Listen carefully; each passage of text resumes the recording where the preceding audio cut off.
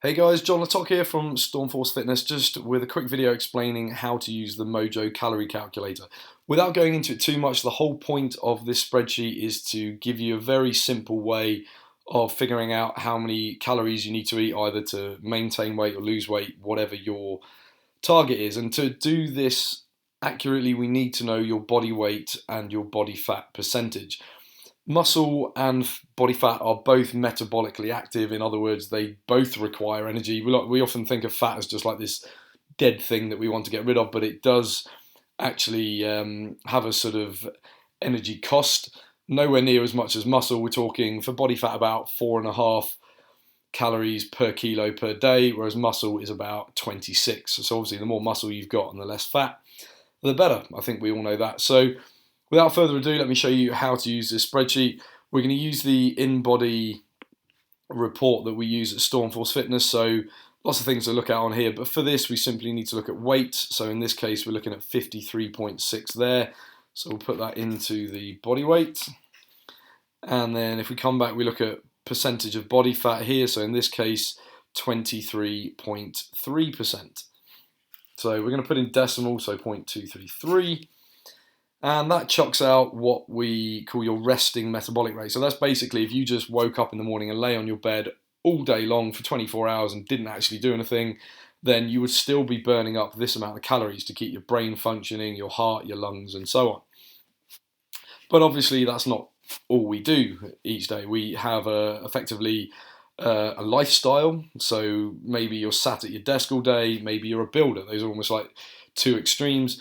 So we put in a multiplier. So a lot of the people we deal with are what we call sedentary. In other words, you're sat down for most of the day. So we're going to use this multiplier of 1.3. So we simply pop that in here.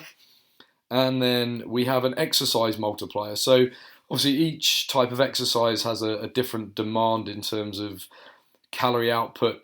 If you're on the fitness camps that we do, it's a combination of weight training and hard aerobic training. So you can see here 0.15, 0.35. So we're going to take something in the middle about 0.25.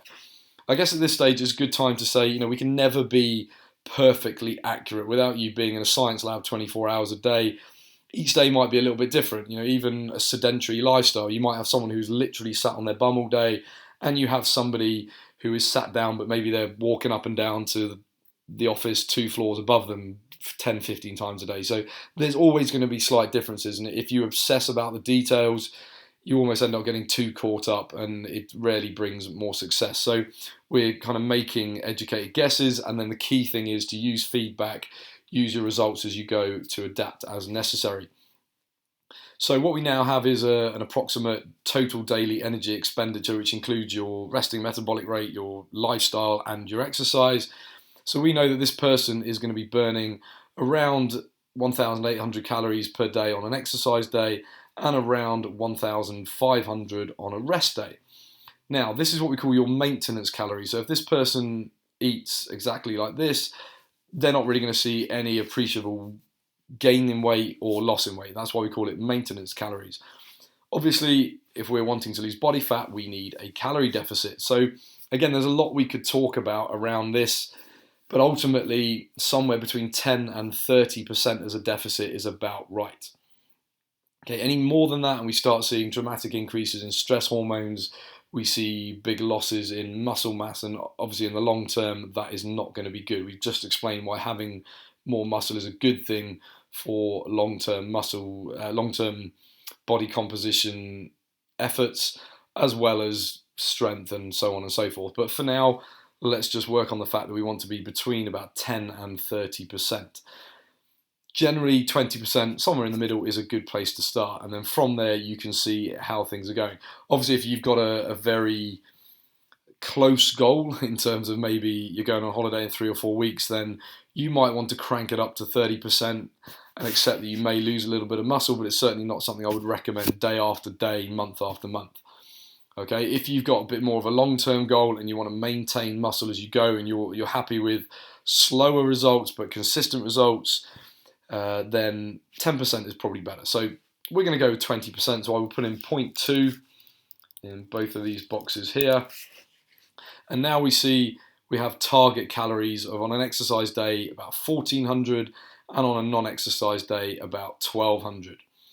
Now, this is important to say that for most people, knowing these calorie targets, and you see the protein target here, that is about all you need.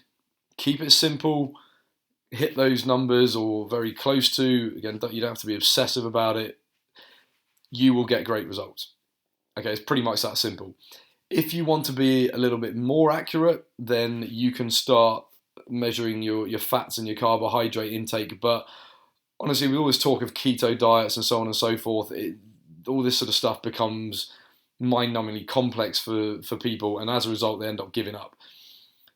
As a beginner especially, if you can hit this target calorie number and hit this protein number 95% of the time, I guarantee you're going to get great results. Okay, so I'm not really going to take it much further than that.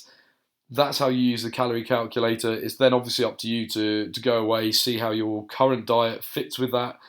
Do it for 2 or 3 days, especially if you eat pretty much the same things every day. And sometimes it can be a big slap in the face kind of wake up moment that's why you're not losing weight, because you're actually miles above it. There's also the case that you might be miles below it, which can happen with a lot of ladies in particular who think lower calories are better. Again, it's a bit beyond the scope of this video. I did write an article recently on how to get yourself back on track if that is you and you've constantly been on very, very low calories. But as I said, I'm not going to go into that now. Essentially, that is how you use the Mojo calorie calculator. Obviously, you need to have had your weight and body fat percentage taken accurately. And beyond that, it is absolutely crucial that you take responsibility for tracking your results, using those results to make any adaptations. Really, even if you lose sort of 4 or 5 kilos, this isn't going to change a huge amount. Okay, so it's just little changes as you go. And that's why just doing this once and doing it properly it can literally last you a lifetime. You just make little adjustments as you go along, and Bob's your uncle, you're on your way to being lean for the rest of your life.